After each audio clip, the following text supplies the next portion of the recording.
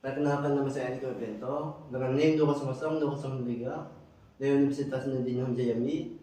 Dan perkenalkan teman saya Rio Afrian Celadana dengan NIM 2112012. Di sini saya juga berasal dari Universitas Nurdin Hamzah Jambi dari kelas TIA semester 7. Kami di sini akan memperlihatkan sebuah video mengenai tindak pidana korupsi dengan tafsiran kerugian negara mencapai 50 miliar rupiah. Berikut videonya.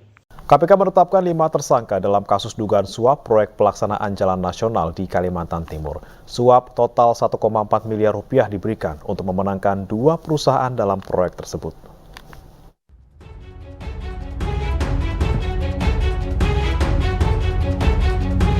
Lima tersangka ditetapkan KPK dalam kasus dugaan suap proyek pelaksanaan jalan di Kalimantan Timur.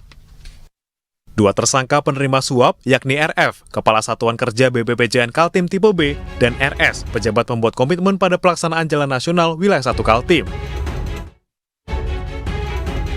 Sementara 3 tersangka pemberi suap, yakni NM, Direktur CVBS, ANR, pemilik PT FPL, dan HS, staf PT FPL. Suap diberikan NM, ANR, dan HS untuk memenangkan perusahaan mereka dalam proyek tersebut. Sementara RF dan RS menerima masing-masing 7 dan 3% dari nilai proyek. Dalam kasus ini, KPK menyita barang bukti uang tunai 525 juta rupiah, sisa dari total 1,4 miliar rupiah yang diberikan mulai Mei 2023. Tersangka ditahan selama 20 hari, mulai 24 November di rutan KPK. Agar dapat dimenangkan dalam proyek tersebut, NM, ANR, dan HS melakukan pendekatan termasuk komunikasi yang rutin pada RS dengan janji dan kesepakatan adanya pemberian sejumlah uang. Atas tawaran tersebut, RS menyampaikan pada RF dan RF menyetujui kesepakatan tersebut. RF memerintahkan RS untuk memenangkan perusahaan NM, ANR, dan HS diantaranya dengan memodifikasi dan memanipulasi beberapa item yang ada di aplikasi e-katalog LKPP. Sebelumnya KPK mengamankan 11 orang dalam operasi tangkap tangan di wilayah Kalimantan Timur 23 November lalu. Setelah dimintai keterangan, 5 diantaranya ditetapkan sebagai tersangka. Dugaan suap ini terjadi dalam pelaksanaan 2 proyek di Kabupaten Pasir dan Kabupaten Penajam Pasir Utara dengan nilai APBN 49,7 miliar dan 1,1 miliar rupiah. Tim Liputan iNews melaporkan.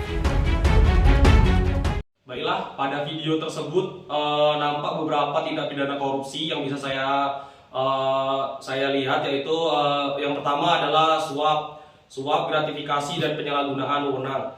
Di sini saya akan menjelaskan mengenai tindak pidana suapnya, yaitu pelaku melakukan pendekatan dan pemberian sejumlah uang kepada pemberi tender, dan kemudian pelaku suap ini memerintahkan pemberi tender memenangkan oknum tertentu tertentu sesuai dengan kesepakatan. Di Indonesia sendiri, tindak pidana suap ini diatur dalam Undang-Undang Nomor 31 tahun 1999 tentang tindak pidana korupsi. Pasal 5 yang berbunyi setiap pegawai negeri atau penyelenggara negara yang menerima sejumlah uang atau janji orang lain dengan maksud agar A. melakukan sesuatu yang bertentangan dengan kewajibannya, atau melakukan sesuatu yang tidak melakukan sesuatu yang merupakan kewajibannya, diancam dengan pidana minimal denda pidana penjara paling singkat 1 tahun dan paling lama seumur hidup, serta denda paling sedikit 50 juta dan paling banyak 1 miliar. Dan adapun bunyinya yang kedua, yaitu setiap orang yang memberi hadiah atau janji kepada pegawai negeri atau penyelenggara negara dengan maksud agar orang tersebut melakukan atau tidak melakukan sesuatu dengan pertentangan dengan kewajibannya, diancam dengan pidana yang sama. Saya akan melanjutkannya mengenai penyalahgunaan wewenang. Di sini saya akan menjelaskan mengenai penyalahgunaan wewenang pada video sebelumnya, yaitu di sini penyalahgunaan wewenangnya yang saya maksudkan adalah pemberi tender memberikan kemenangan atas lelang tender ke oknum tertentu. Di sini mengenai penyalahgunaan wewenang diatur dalam beberapa undang-undang. Salah satunya adalah Undang-Undang Nomor 30 Tahun 2002 tentang Komisi Pemberantasan Tindak Pidana Korupsi atau Undang-Undang UU KPK. Penyalahgunaan wewenang dalam konteks korupsi dapat dikenai sanksi berdasarkan UU KPK. Selain itu, pasal 3 Undang-Undang Nomor 31 Tahun 1999 tentang pemberantasan tindak pidana korupsi juga mengatur tindak pidana korupsi termasuk penyalahgunaan wewenang. Sanksi bagi pelanggaran penyalahgunaan wewenang atau tindak pidana korupsi di Indonesia dapat bervariasi tergantung pada undang-undang yang diatur dan tingkat pelanggarannya. Di bawah Undang-Undang Nomor 30 Tahun 2022 tentang Komisi Pemberantasan Tindak Pidana Korupsi atau Undang-Undang KPK. Beberapa hukuman yang dapat dikenai oleh penyalahgunaan wewenang yaitu pidana penjara, denda, pengembalian kerugian, penjemputan hak, dan sanksi administratif.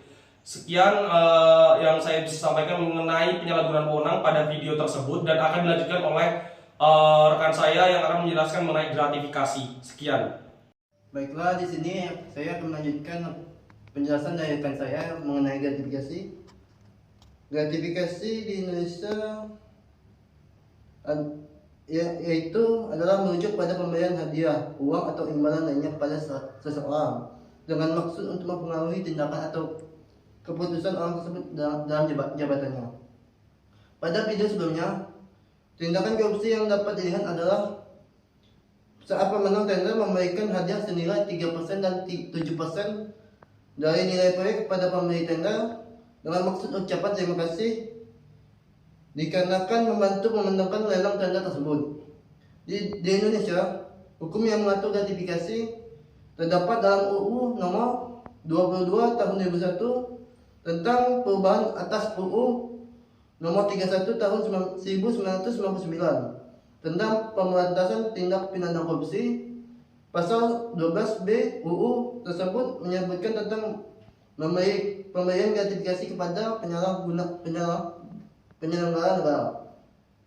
Pasal 12B UU pemberantasan tindak pidana korupsi menyatakan bahwa setiap orang yang memberikan hadiah atau janji kepada penyelenggara negara atau pegawai negeri dengan maksud agar penyelenggara negara atau pegawai negeri melakukan atau tidak melakukan sesuatu dalam jabatan yang bertentangan dengan kewajiban diancam dengan pidana penjara paling lama 5 tahun penjara atau denda paling besar 250 juta rupiah.